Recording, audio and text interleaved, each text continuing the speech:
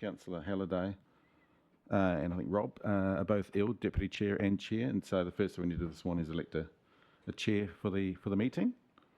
As per our standing order 14.2. So I'll put it to the room to put someone forward. Yeah, I propose we elect Lawrence as the interim chair today. Got a seconder? All in favour? All right, that's moved and carried.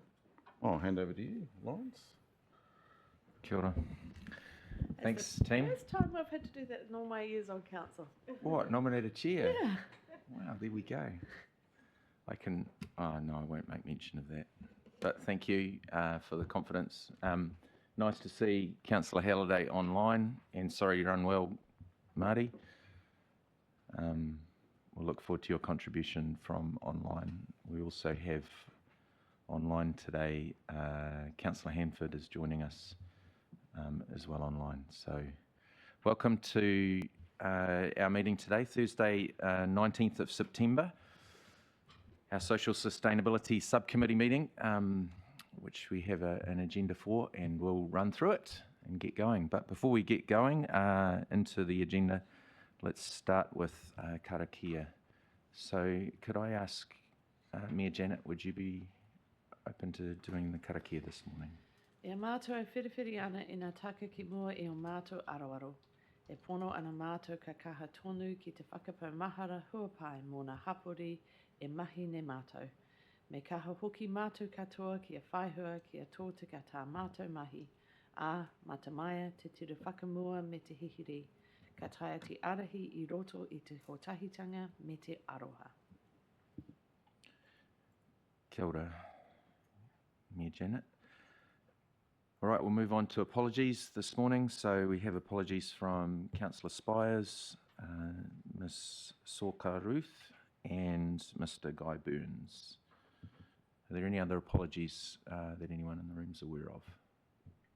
I think Rob Cofer was apology. Okay, and Councillor Cofer as well. We'll add to that list. Could I have a mover to accept those apologies this morning? Councillor Wilson, seconded by Mr Moore. All those in favour? Against? Oh good, no one's against the apologies, great. Division. That's awesome. Declarations of interest relating to items on the agenda. I probably am the only one that needs to declare a slight interest, as in one of the reports covers something to do with the Social Investment Fund, and mentioned in there is a trust called Kapiti Impact Trust, of which I'm a trustee. So just to make that clear this morning for all of us. Don't envisage that will affect anything, but just so that that's on the record. So public speaking time, we've had no requests for that, which moves us on to item 6, deputations. And we have our regular deputation here this morning, the Kapiti Health Advisory Group. So welcome you to come to the table, Sandra and team, and prepare your update report for us, or give us your update report on your work program. Fantastic.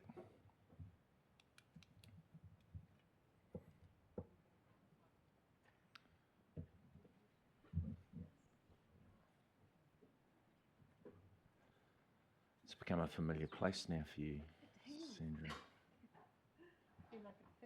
You feel like you're fitting in? Oh, good. Part of the family. Great. Awesome. Well, good to have you all here, and I look forward to what you've got to say. So if you want to introduce Sandra, that'd be great. Thank you, everyone. I'd like to introduce a few members of my team who are here today. First of all, I have Janet Dean. One of those moments. Janet Dean, who heads up our Children and Young People's Group, and she's going to be reporting on what they're doing and their work at present.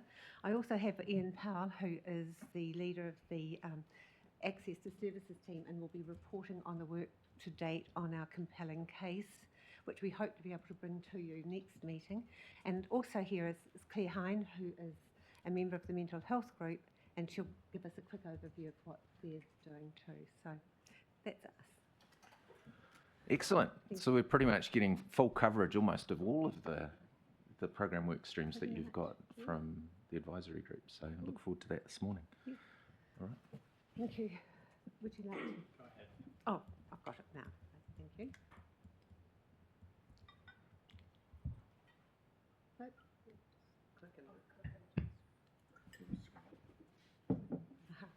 So we're going to give just an overview of what we're doing in general, but also a specific update on the children and young people group. First of all, population health, which was the public health group, but they've decided population health is more appropriate to what they're doing. They've been working with KCDC on the submission for the smoke-free environments bill, and they received very short notice. Council received very short notice on this, so our team was able to swing into action, and I understand the input they provided was very welcome, so that was good. They're also continuing to talk to Auckland University of Technology regarding testing for alcohol and wastewater, and doing a survey on that. The reason for that is to give some sort of idea of what's being spent in our community on alcohol and what sort of impact that's likely to be having. So it's an interesting piece of work, and we're hoping that they can do something there. They've also met with some of the regional public health groups, and they're working with them on a range of issues. So they are up and running fast.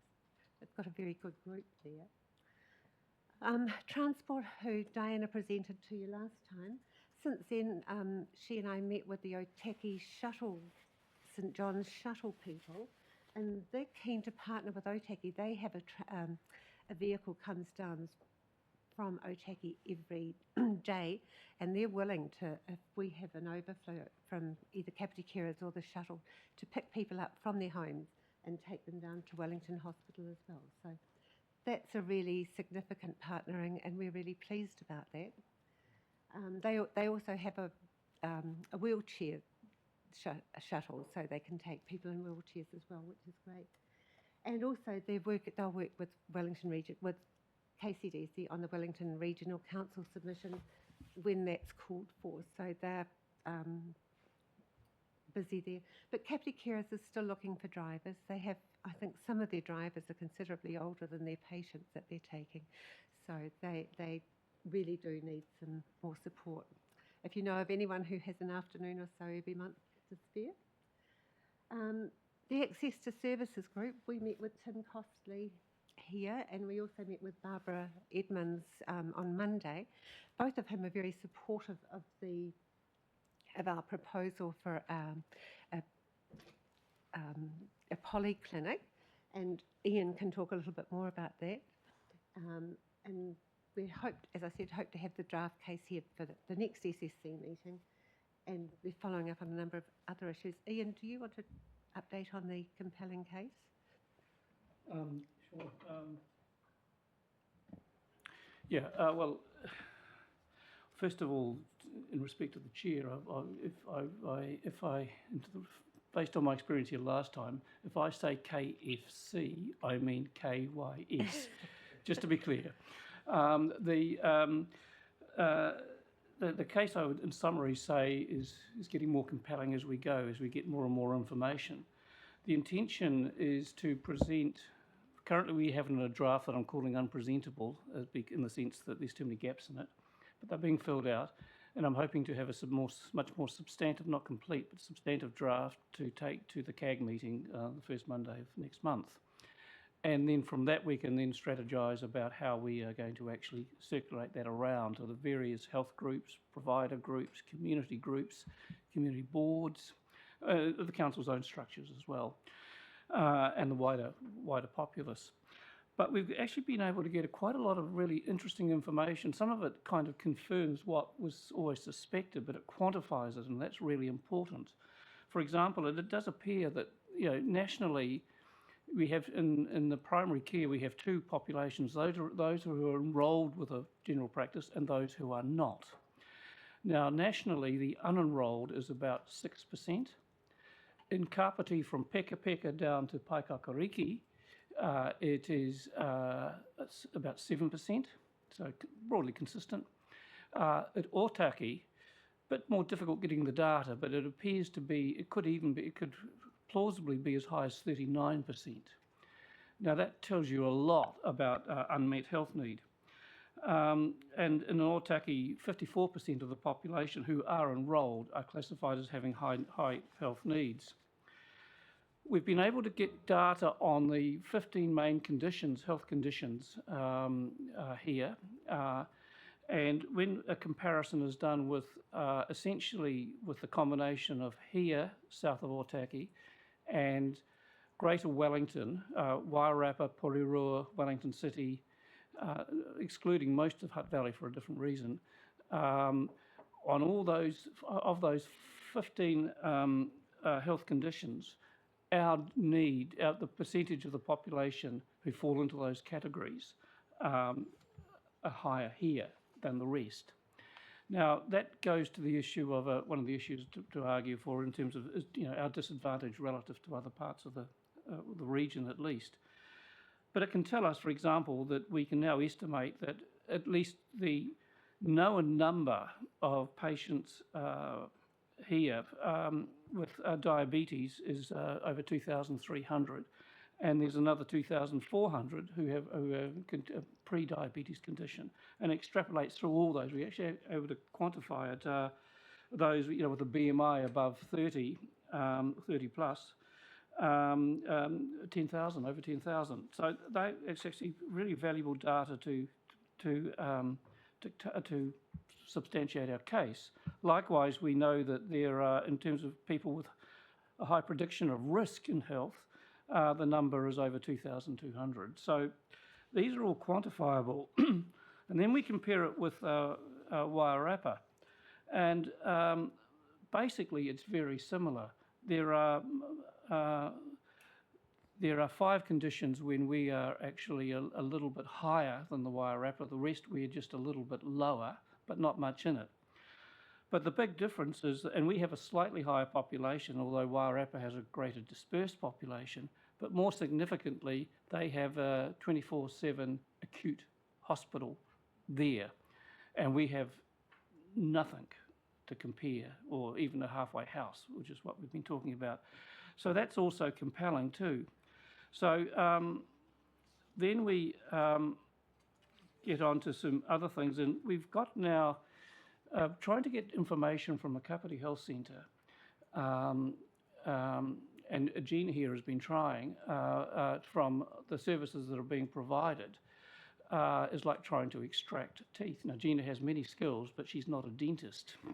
So I went to the Official Information Act, and we actually, I have to say Te Whatuora were obliging and timely.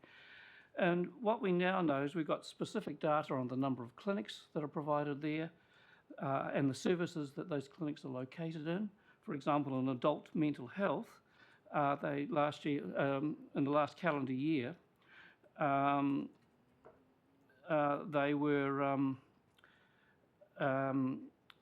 500, nearly 600 clinics, and just for adult mental health alone. And there were 1,350 people who attended those clinics, and there was a total of about 4,500 hours in total. Now, you go through the higher demand area, the higher utilisation areas are things like child and adolescent mental health, acute inpatient, geriatric active rehabilitation, nursing, a lot of nursing clinics. You come to the totals, and the number of clinics is over 3,400. The number of attendees is over 14,000, and the number of hours is 18,500. So that gives us a mix of both what's there, but also enormous gaps that can be filled. So the way we're sort of going on this is now to, we also got data on admissions to Wellington Public Hospital Emergency Department. And in the 2023 calendar year, there was there were over 700 7,000 submissions, 7,500 presentations, and that was a 12% from 5 years earlier. And of those presentations, 3,740 they were admitted, but the ones who were treated and discharged without being required to be admitted into the main hospital, that number was actually 3,900, and that was an increase of 30%. Now, the significance of that is that if we had a 24/7 acute, sorry, I'll rephrase that. In the health, you've got to get your words precise. 24/7 urgent after-hours care, 24/7 urgent care available here, that would eat into that number quite significantly, because these are people who did not require to be admitted into the hospital. Some of them still might not need to be checked over in an emergency department, but many would not be, because could be diagnosed here with that kind of service, with that kind of trained doctor. So that's the sort of the data that we're getting.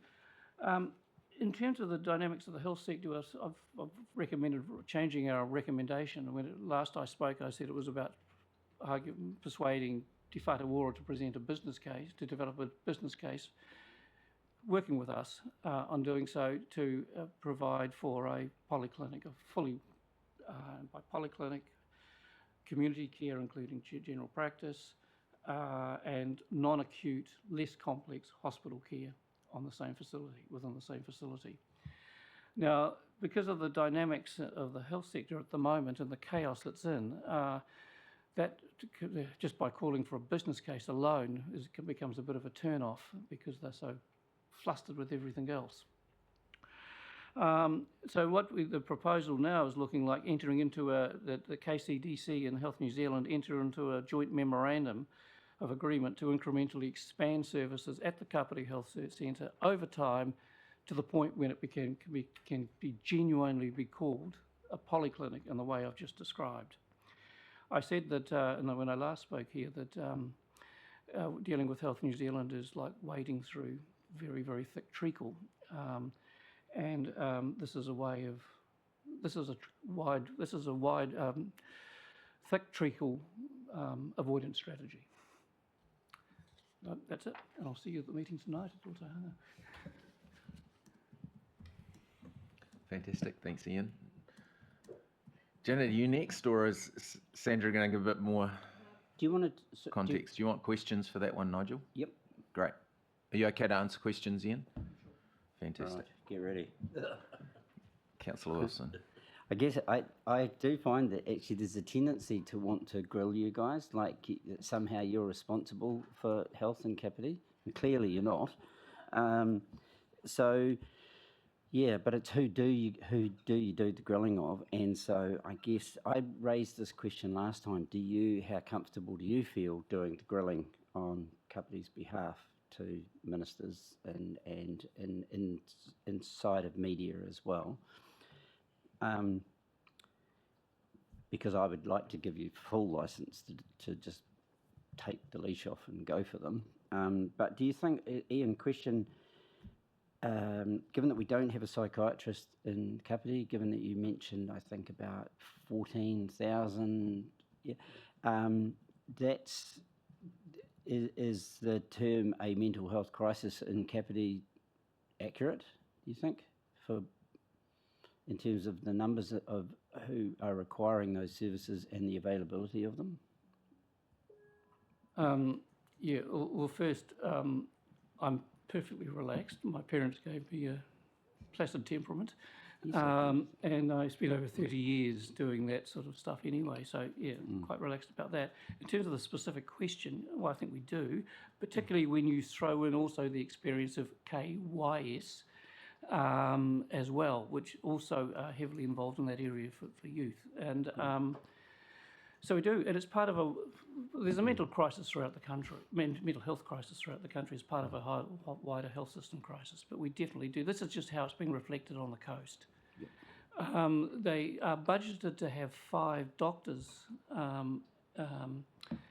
in the Kapiti Health Centre. And most of those would have been psychiatry positions. However, the operative word is budgeted to have, not able to fill. And you might recall the incident here where we lost the one remaining psychiatrist was over the failure to Health New Zealand to respond to Panic providing security support for dealing with some very high-end patients. And the other thing, just in terms of a bit of feedback, one of the problems, as you know, is when there is a shortage of practitioners available, the underlying crisis tends to be worse than the numbers presented because people just don't present. I do know, because I have some first-hand experience about ADHD diagnosis, and I know people, they just don't go because you can't. You're on a years and years waiting list, so people just don't bother. So we've got people going around with all sorts of undiagnosed issues that they just can't get attention for, or they can have the option of going private and spending more money than they can afford. So just some feedback. That's the biggest obstacle to actually achieving what we want to achieve, is the workforce shortages. If Health New Zealand was to agree tomorrow to everything we put up, we couldn't do anything. And we're going to, that's part of the reason for getting them to trying to get them to buy into a memorandum. So at least it starts that journey, and we can start to make small gains, maybe with maybe initial focus on mental health, or maybe with urgent care, maybe improving services so patients who are unenrolled and ways of dealing with that unenrolled problem and big problem in Otaki, for example. Yeah, tons of stuff. And actually, just one last question is so in relation to Otaki, and we tend to have this raised each time we talk about another significant development anywhere in Kapiti, basically, is what doctor are you going to go to, what medical centre are you going to go to, and we don't get answers for that. And I just wonder if you, as a group, if you are feeding into that process. Normally, if there's a housing development, groups like yourself don't have input into that, and I'm just suggesting that perhaps you should, because there's health, education. These are two big areas that, and quite often we don't hear from the health sector about, okay, you're going to have another 500 people living here, what doctor are they going to get? Where's your medical centre? Yeah, I was actually at Palmerston North Hospital speaking at a meeting there of doctors on Monday, and before the meeting I was having a discussion with a senior paediatrician there who's familiar with Otaki. And I've just got data that suggests that while the admissions to the presentations and to Wellington ED increasing significantly as they are in the rest of the country, patients from Otaki to the Palmerston North ED are declining. And I was wondering why that was so, because it was puzzling. And his belief was that the people who were poor in Otaki in 2019 are now poorer than they were then. And that appears to be the most likely explanation for that otherwise inexplicable decline. It's nothing to do with being able to use after hours at Horowhenua Health Centre in Levin, because they don't have it.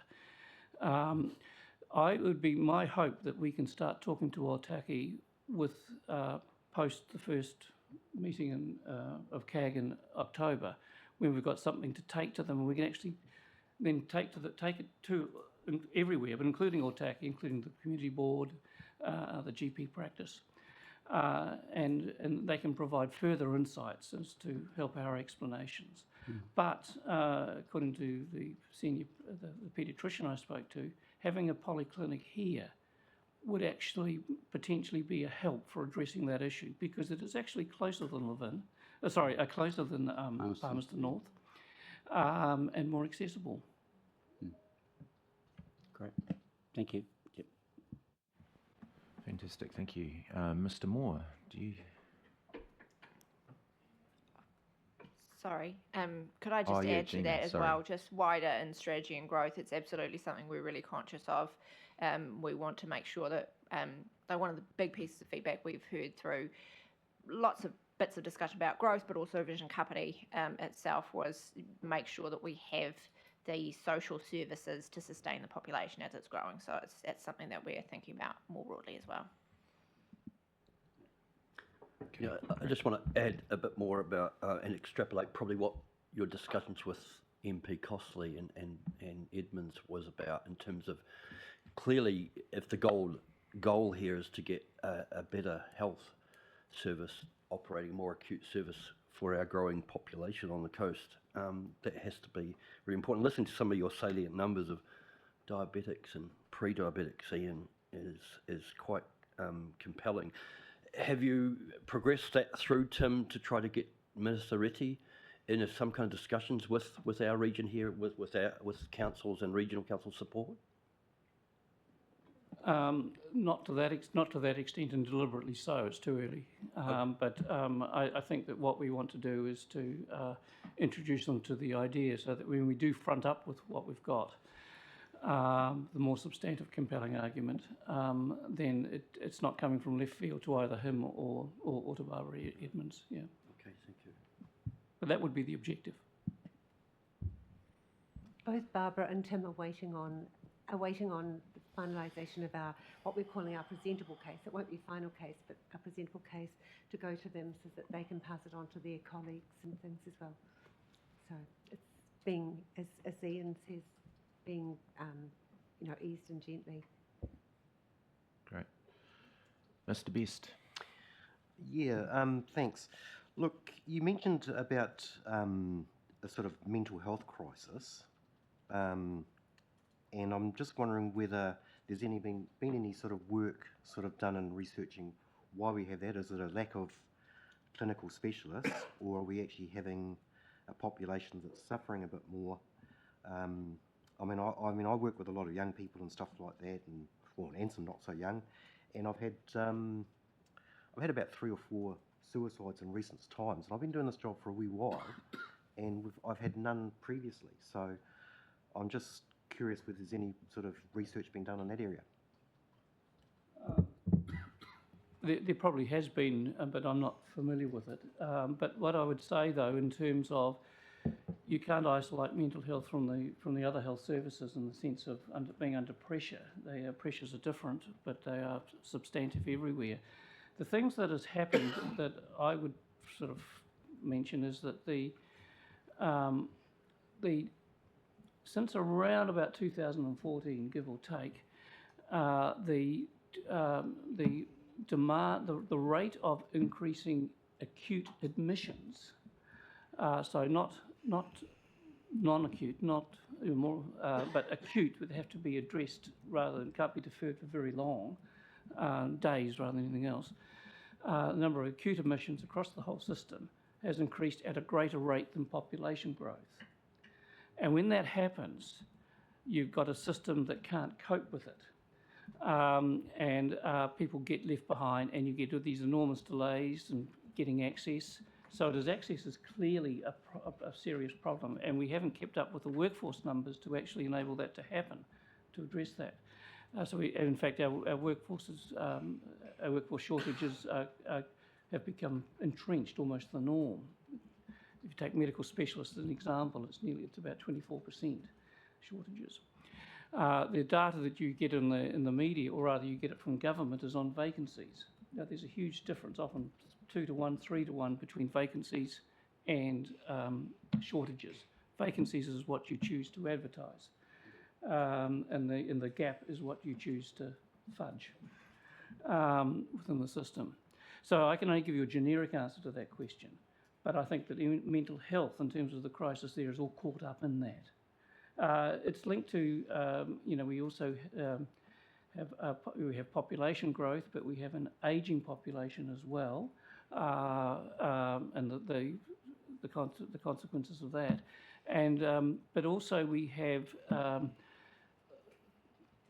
high levels of poverty, and also within a subset of that we have a high level of people whose level of impoverishment has increased as a driver of mental health and other health demand. Claire, you've got something to add to this? Because I know your area of expertise is in the mental health space? Well, some of my some of my expertise is just in answer to your question about need. Graham Scott has been working for quite some time to get some statistics on the actual need of mental health in Kapiti. Some really good data, because for many years, particularly KYS, have said that we're grossly underfunded compared to other parts of the Wellington region. So if you look at Poirua, they've got a higher budgeted FTE for youth mental health as opposed to KYS. So he is doing quite a lot of work in that space, getting some really good data about what the actual need is. But yeah, we've been short of mental health patients for quite some time. We did look at the Government Innovation Fund for mental health services, but you needed $250,000 in the bank to be able to apply for that. And Graham, as you know, has got lots of great contacts, and he did find somebody who would be prepared to put that amount of money up for KYS so they could have a go, but it didn't actually go any further. Thank you. Do you want me to just add a couple more? There's only a couple more things. So just to point out to you that it's World Alzheimer's Month this month, and one of the theme is promoting decreasing stigma, and there's lots of work that we can do in that area, and I will be preparing a paper to bring through CAG to you on how that might work. And the council did a submission to the select committee that were doing the review into the care of older people with neurodegenerative diseases last week, and I was happy to support it in the written form, but unfortunately I had other Alzheimer's New Zealand work to do on the time when it was actually a verbal submission. So thank you for doing that. And we've got people coming from the mental health space to CAG next month, so that will enable us to further our work as well. Thank you. Your meetings, are they open to elected members to attend? We would love elected members to come along, yes. Okay. We're the first Monday of the month at 1 o'clock in the chambers here, so Okay. you're First very Monday of the welcome. month. Yes, Right. yes. Great. So just information for those who might be interested, particularly in that next one that you talked about. I'll hand it back to you, Sandra, because Janet hasn't spoken yet, and this is the major presentation that we were here for this morning. So, Janet. I'll just stand first. Tēnā koutou katoa, ko Piano Canberra te waka, ko Seven te awa, ko Cotswolds te maunga, ko Ingarangi aho, ko Janet Dean toku ingoa. So I've lived on the Kapiti coast for just over 21 years, nearly 22 years, and have worked within government for the last 21 years, retired just over 12 months ago, and have in fact worked with families and young children for 48 years. So this work with this advisory group is very close to my heart, and it's been a real pleasure to do it. So thank you for having me here, and I hope you can bear with me while I give you some context to go around the PowerPoint slides that you have been presented with. So thank you. I don't know, what am I supposed to do on there? Okay, what are we up to? Right, that one. So yes, so I have been leading the work on the children and young people's work stream with a nice little working group, which we hope to grow. So if there's anybody who gets excited about this work and would like to join us, we'd be very grateful to have you. So we undertook a survey sent it out to about 25 services or organisations that are active across the Kapiti coast, and received about 12 responses. So either through email to a survey document that we sent out, or through phone discussions or face-to-face meetings. We found that there are common threads across the responses. And I do have to put a caveat, because it does seem very grim, the information that we have. We don't know how many families are using these services are not in this circumstance, but we do know that these were the families that the service representatives wanted to advise us about. Just to give you a little bit, I haven't put this in writing, so I'll just report this verbally. Services that have responded to us are Bernardo's, Birthright, Grandparents Raising Grandchildren, Kapiti Women's Centre, Plunkett, Raukawa Whānau Ora with their Family Start, Wesley with their Family Start, Whānau Manaki Kindergartens, Paraparumu College, Whānau Hub, Zeal and Kapiti Youth Services. So we've, yeah. So the primary concerns that organisations are seeing, that families are struggling to care for children with complex needs, and these complex needs are actually ADD, ADHD, ASD, certainly behavioural issues. The parents themselves are neurodiverse or have autism. There's a real concern that many of these families, there are pregnant mums. So the little quote there about the impact on infants in utero has lifelong implications. So these are families having children who've actually got a poor start right from the beginning. Many of the families have experienced childhood trauma, lived in homes with high levels of stress. A lot of the parents and caregivers are overwhelmed by daily issues, and the situation there is further stressed out by the difficulty in navigating the system. So filling in different forms to access support, difficulties often due to them being under time pressure, having mental fatigue, and just confused. It's just all too hard. There are long referral delays, so there are neurodivergent children who have got and health complexities of diabetes, autism, dyslexia, no psychologists or psychiatrists around, unable to access the high health needs funding because there isn't a diagnosis. It can take over 8 months to get hearing tests, and speech and language therapists, you have to be over 3 years of age to be able to access their service.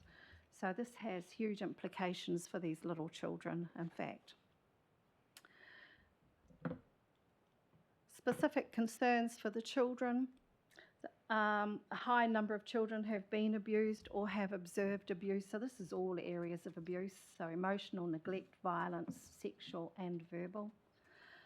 A number of children have high levels of anxiety, so they're actually seeing children with ground down teeth, so implications for dental care, not being able to easily access dental care, severely chewed fingernails, and of course acting out. Support workers see frequent infections of head lice or see children suffering from asthma or eczema. And I know from previous work that many of the homes are actually filled with nicotine residue on flooring and on furniture, so that, you know, when you sit down on the floor, sit on the furniture, your clothing comes away covered in the residue. And these little ones are on the floor and on the furniture with no protection whatsoever. So children sent to school without lunches.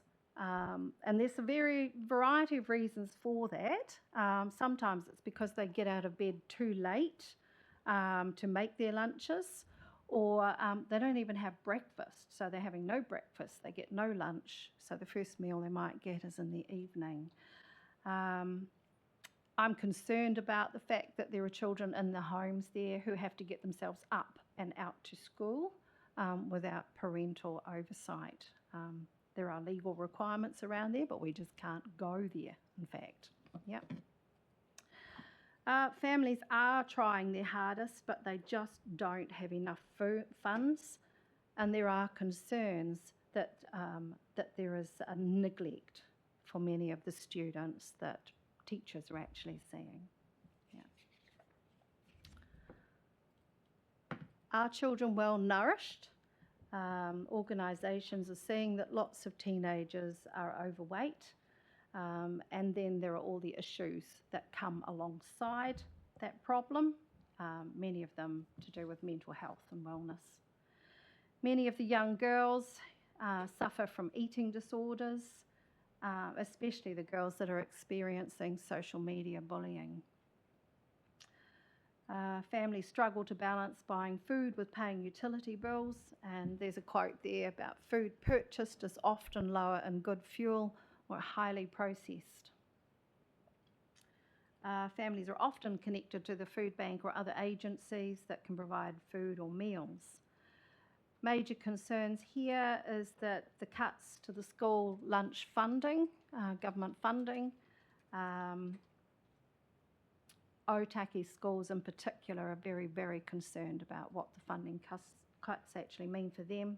There has been an expression of interest underway for lunches for year 7 and up, and the funding provided is $3 per lunch. It used to be between $6 and $8. So, you know, the funding expended on a lunch is less than half of what you would pay for a cup of coffee. And these are the 13-year-olds and up, with huge appetites. And I guess the problem there is that for some of these children, that will be the only meal that they get in that day. Yeah. And apparently this process will be repeated for the under year 7s in 2026. So it's got huge implications. We recently met with representatives from St Vincent de Paul. They're providing 50 food parcels a month to families. They will pay bills to get families out of the cycle of debt, and they provide budgeting advice alongside that. But they say that the budgeting advice will never make a difference for many of the families. There just isn't enough money. It just isn't. So access to medical help and sufficient care when unwell. Many of the families don't have a local GP. One organisation did say that their families, that the children do receive sufficient medical help now, but they have a history of not, having received that previously. Yeah. So they're in a better space now because of the support. Many of the families will commute back to the GPs where they used to live, so to the Hutt or Petone or Wellington. One organisation said that many of the families are being raised, many of the children are being raised in families where there is an environment of drug use. And I've been trying to get in contact with a community constable to get some kind of data on what that looks like on the Cavity Coast. Issues with getting after hours care, weekend services. Many of the families have transport issues, especially when they have children with special needs. So they may be receiving taxi chits or disability allowances, but because their children have significant disabilities, behavioural issues, transporting them anywhere is particularly difficult. Some families are receiving mediocre care. It was also described to me as substandard care, and they're unable to advocate on their own behalf. So the parents often don't have the experience in advocating, so they come across as being very upfront and blunt or aggressive. And this is often not recognised by medical practitioners as families who don't know any other way, and they're worried about their children. So, there's a concern about prescription charges coming back in, and they have, of course, so since this report was written. So if you're between the age of 16 and 65, then there are prescription charges. Some families have outstanding debts at their old GP practice, so they will not be accepted into local practices. Somebody gave me a quote, and I thought, yeah, it's very real, that health is a never-ending hungry stomach. There will never be enough. So what would make a difference to the health and well-being of children? One organisation said that more volunteers to enable a wraparound approach and to provide a key worker for each of the families that they work with.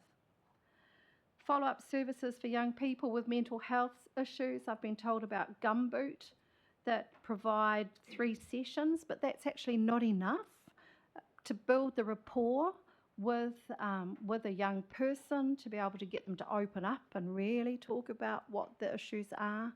It takes more than 3 sessions. It will take some time. Removing of the age limitations, as I said, hearing tests, the wait time is horrendous. Earlier diagnosis of autism and dyslexia. I'm just looking back there at my notes there. I was saying it can take 6 weeks to access counselling services, and it can take many hours sitting on the crisis line to get help. That's just very difficult.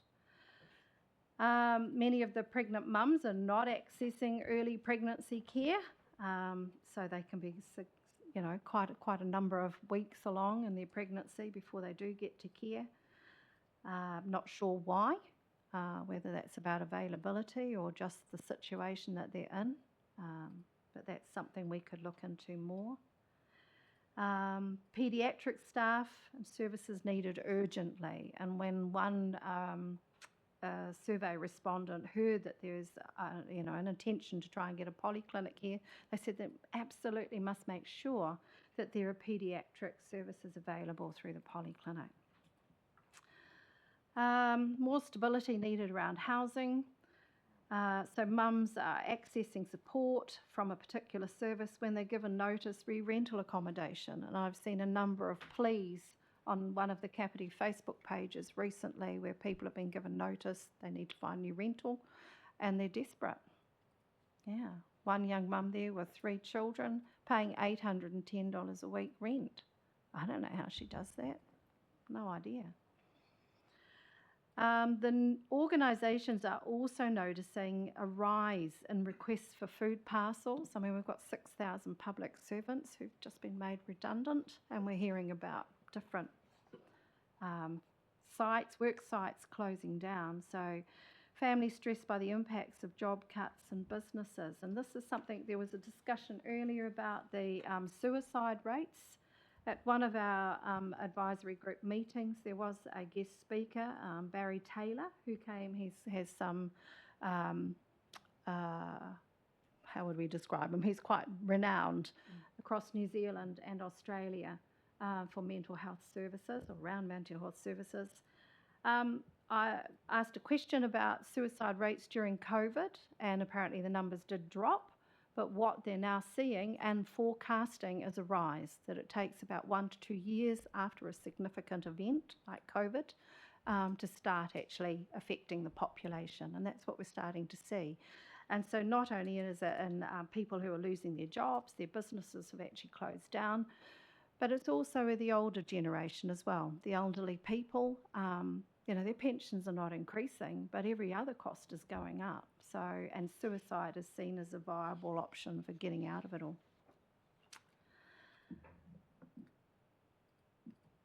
One organisation offered this suggestion.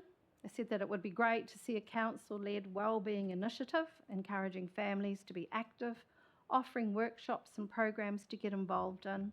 Also a commitment to wellbeing in terms of infrastructure, indoor sports facilities, for example, to encourage activity all year round. So I thought that was worth including. What do we know? We know that parents need to be in good mental and physical health to be able to take care of their children. So while we were focused on children and young people, it's the whole package. You have to have parents in good health. And we also know that the first 1,000 days of a child's life is all important, at a time when their brain, body and immune system grow and develop significantly. And so this is right from utero. So where to from now? So many of the issues facing families are beyond our reach, our ability. When I say that, our advisory group. So, we need to increase mental health services, psychologists, psychiatrists increase, available would be good. An increase in the GPs, the after-hours services and weekend services need to be more available, need to be earlier pregnancy services available, need to be paediatric services available. So this work has identified a real need for families to have better access to food. That has gone across all the responses that we've received. So what we're proposing to do is focus on making food more accessible, work collaboratively with local organisations and services so that we can actually, be stronger and, better able to make the food reach those that really need it, I guess. Endeavour to offer educational opportunities about preparing basic food. What we've found is that people don't know how to cook using basic ingredients. So we're pursuing that. And one way that we're looking at is providing recipes for basic affordable meals and school lunches. Create a food distributors directory, perhaps establish a network meeting for food distributors. And as a side project, offer some support to 1 or 2 primary schools to alleviate the additional pressures that they're experiencing. This work has actually overlapped with a project that I have been involved in through Seroptimists, and it was triggered by our awareness of children being at school with no lunches and having not had breakfast and so forth. So we have had agreement through our Seroptimists that we will try and work together with the work that I can push through with the advisory group. Try and access more resource to keep us moving forward and make a difference. So that's what I wanted to offer to you.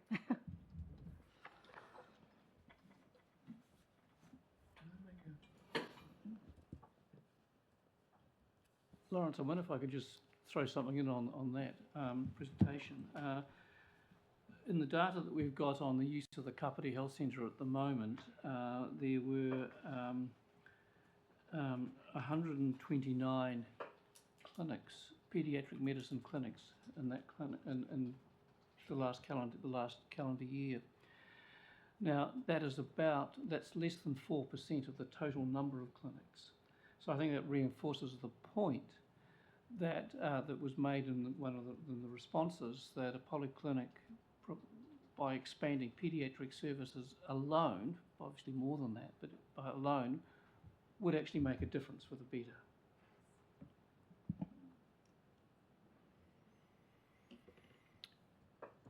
Well, Councillor Wilson. Yeah, first of all, I just want to say thank you very much for the work that you guys are doing. It's an incredibly valuable you're an incredibly valuable resource, actually, and I know it'd be quite easy to go away sort of feeling full of doom and gloom with all of the numbers, but I sadly am an optimist. You mentioned about it's about what we do about some of this stuff, right? And what we can do as a council or as individuals, what we can do. One of the things that was mentioned was the increasing the number of people, volunteers who can offer wraparound services and stuff. And I have to say, I think that's a terrible idea. And I'll tell you why I think it's a terrible idea. It's at a higher level, I think it's a terrible idea. Just for the same reason I think food banks are a terrible idea. They're completely necessary, we have to have them, but they're a terrible idea because what they do is they replace what should be there anyway. This country is a farm. It's basically New Zealand, fly over it, it's a farm, and yet we have food banks. It's appalling. It's the same thing with offering a lot of these voluntary services, and what's happening is it seems to me that we are replacing professional services with volunteers. I think the sickest thing in this country right now is the government, but fortunately there's a cure for it in 2026. And there's another response to this, and I have to say, and I'll say this at every forum I come to: tax the rich. There isn't a shortage of money in this country. It's like in Kapiti, there isn't a shortage of water. We've got a storage issue, right? There is plenty of money. This country hasn't gone downhill since I was a kid, and we had all of these services, right? So there are enough of us in this room who remember having all of those services, having access to all of those services. So it can happen, and our country hasn't plunged into some massive deprivation where we were a one-crop country and we don't have it anymore. We still have the same amount of wealth, it's just that the distribution has changed. So there is an answer to all of this stuff. But again, that's at a particularly high level. Probably a high-level conversation for what we're having at the moment. Yeah. Councillor Wilson, can we bring it back to Well, the I think real one it is for of us? the issues that happens sometimes is we have our conversations and we're down in the weeds, which is really where stuff happens in the real world. But the problem is you kind of validate a system when we're doing that. So this is why, again, I don't want to validate the system. Has another question for GPs in terms of writing off health debts where clearly they can't get paid. GPs, they are private businesses, of course, and private businesses write off debts all the time. One of the smartest things this council did was, this is in terms of people not going to the doctor because they've got a debt. One of the things this council did is we got rid of library fines. It's one of the smartest moves this council made. People weren't going to the library. People who needed to access the library weren't going because they had a $2.50 fine, and they wouldn't return the books either.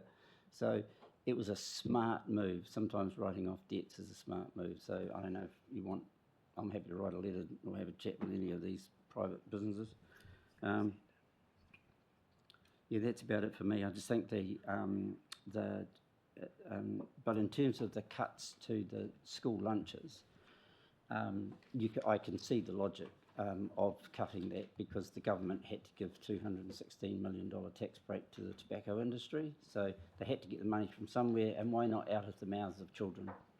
So, yeah, good luck for the work you do. It's great. Sure, you're welcome to respond to that party political broadcast. I agree. I agree. This shouldn't be an issue.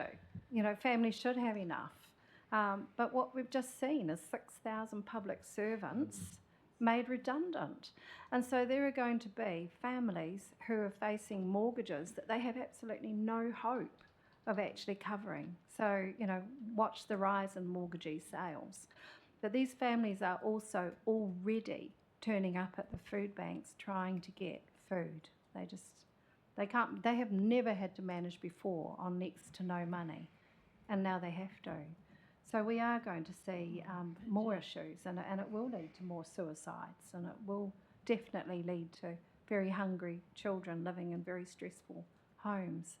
And that's the only reason why I think that, yep, we shouldn't need food banks, we shouldn't need all of these volunteers doing all of these things, but we have those because we do need them, and we have to do the best that we can in the short term that we have. So that's my party political broadcast, and yes, I'll be happy to see a change when we get the opportunity in the government. I'm an annual collector for the food bank, so it's at a philosophical level rather than practical. I'm conscious we've got Councillor Halliday online. I'll come to you in a second, Martin. Kim? Yeah, just quickly, thank you for your report. And you're not telling the story that nobody knows. So, and unfortunately, Māori feature predominantly in these stats. Always have. Otaki, with its high Māori population, feature higher. So, given the high need, it's a no-brainer to me that any polyclinic that we do is in Otaki because we have the higher needs. But in saying that, like, Otaki has struggled with services for decades just because of where it sits. It sits in the black hole of health services. And if I'm being completely honest, Māori have actually given up in the system. And so we are actually just pursuing our own, looking after our own whānau with what we have. And you will see the results of that coming out shortly before the end of the year. So there's some really good traction that we've got there. But we have no faith that the health system is going to provide for our whānau, because I just heard you mention about the ones that have just lost their jobs and they're about to have no money. Well, there's a whole bucket load who never had the job in the beginning, and that's the ones that we deal with. So why I feel for them, like there are people that have never even got to that step. And so when we look at health services, we don't look, and I know for report's sake you have to go this, and this. We don't look at it from you need this or you need the service. We look at the family, And whatever that family needs, that's what we wrap around into that family, however we have to do it. And we use a community approach to get everyone in, so everyone brings their koha, and and you make it plentiful. So from our perspective, it's more about, like, we're always, and I think everyone's touched on it, we're always addressing the symptoms, because the cause is a too hard basket, because the cause takes generational support. And what happens is, when you have the system as it is, and I don't like the system at all, you get 3 years term, someone else makes a decision, 3-year term, someone else makes a decision. The only constant in these people's lives is iwi. That's it. The marae never moves, we never leave. There are generations of whānau, and one of mine is one, that live in Otaki, and we know from their great-grandparents right down to their mokos, because that is the only constant in that town. I can't speak for other towns, but in our town, we have decided that we are the ones that are going to make the change, and we probably won't hang around and wait for a government or even a council to help us, because we've just realised that it's not going to happen.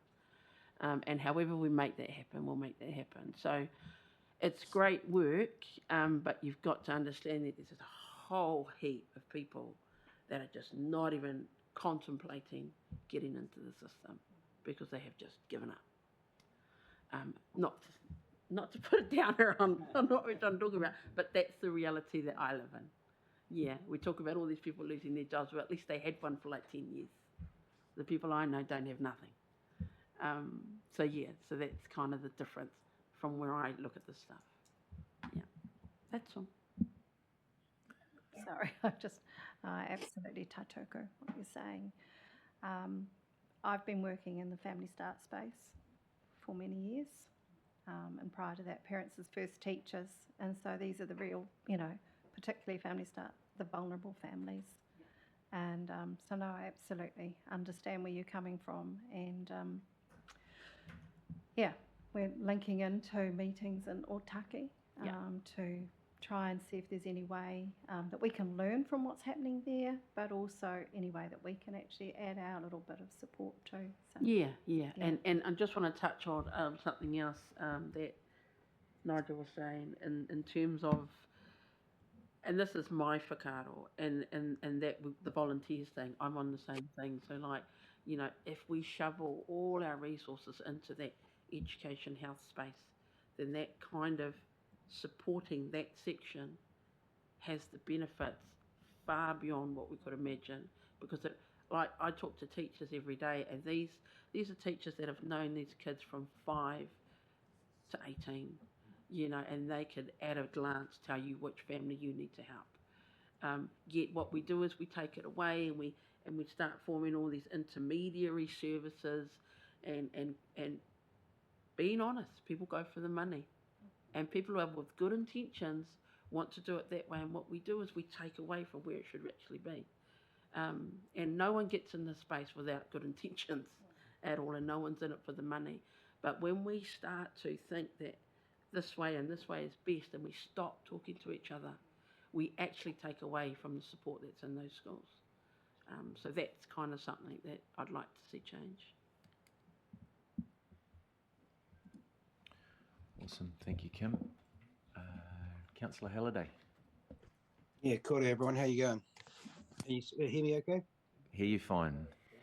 Fantastic. Yeah, it's pretty sobering stuff, and this whole equation is just, if you really start thinking about it, it becomes an equation that becomes too big to even start to look to how to address. But we are stepping into it, and because there needs to be advocacy. And Kim, just in the first instance, I know the Cap Health Advisory Group's looking to make some connection with iwi Māori Upper Aotaki Way, and I'm sure would appreciate a link into your realm, if you like. I appreciate that you guys have your approaches as such, and I think are very, very close to the realities of what's going on. But I know KHAG's struggling a little bit to try and establish some links in that space, and I'm sure would really appreciate some facilitation and how to link into that. That's not trying to ask or show anyone how to suck eggs or anything like that at all, but coming back to what the whole reason around the work we're trying to do here is to me our foundation at the moment is information, and I guess falling back to even what Nigel and Johnny was saying as well. The progress I've seen in the last 12 months with regards to where we've come from with the Capital Health Advisory Group to where we are now is quite staggering. And but what we're trying to do is get ourselves into a position where we've got realistic information, we're up to speed with what's going on in our district, we've got it correlated in a way that's constructive, hence our looking at our health strategy, so that we can, Nigel, move into that advocacy space. There's just no point in us moving into that space too early into the set.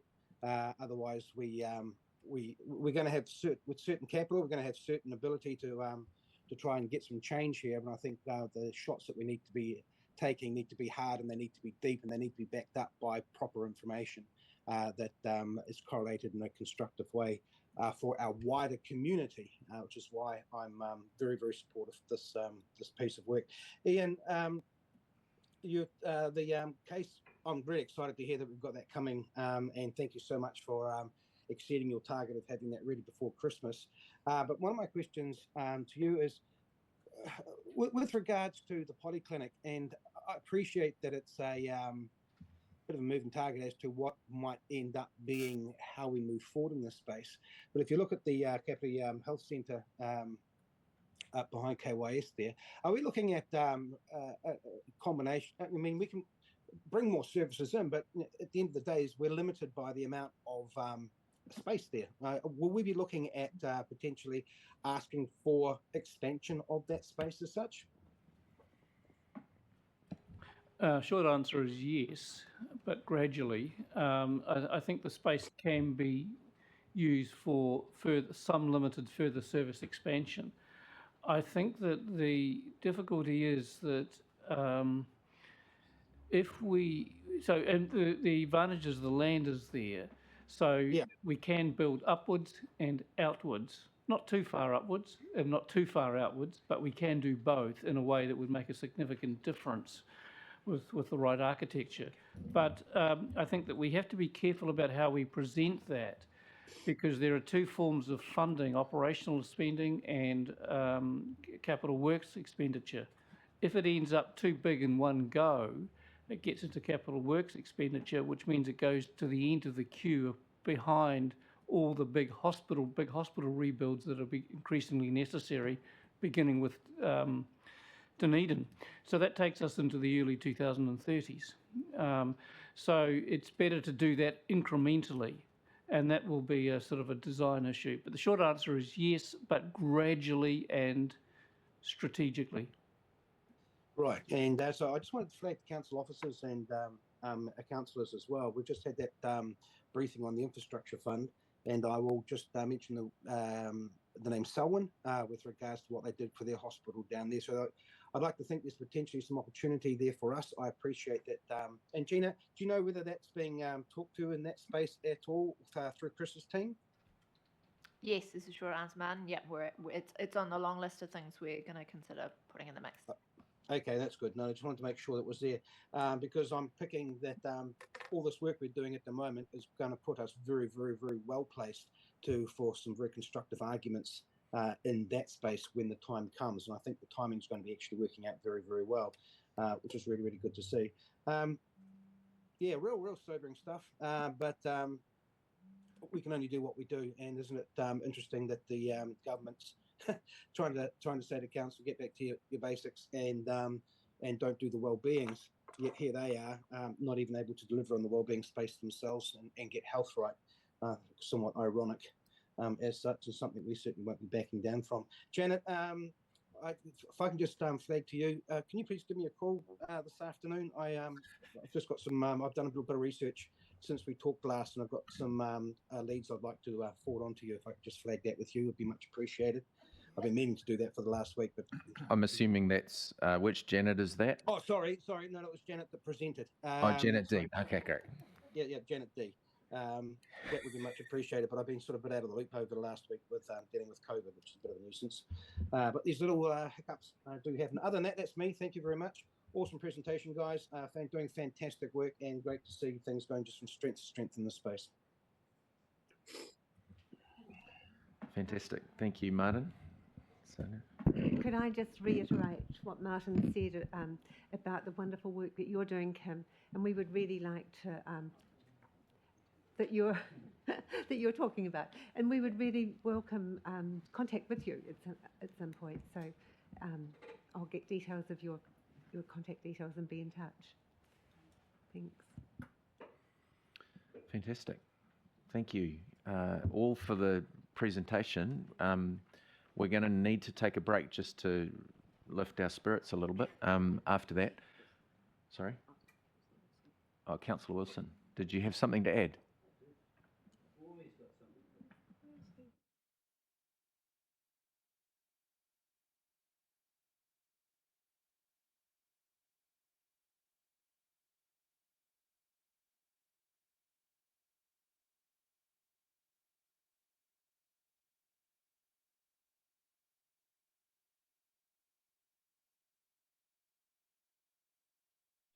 Sorry, guys, not hearing anything. Is there? It's all right. Probably- Nigel's mic isn't working, but he hasn't stood up to get the one next to him. I'm doing my Marcel Marceau.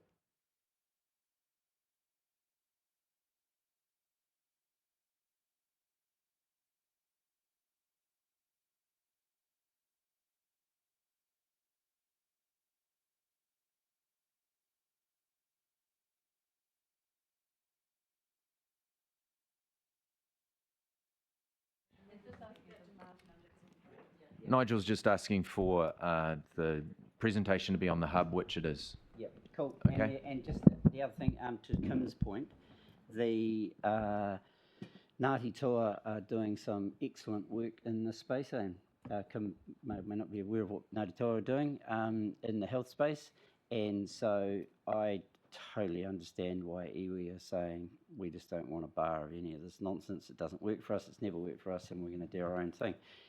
Just need to be appropriately resourced for that. But there's the model, people.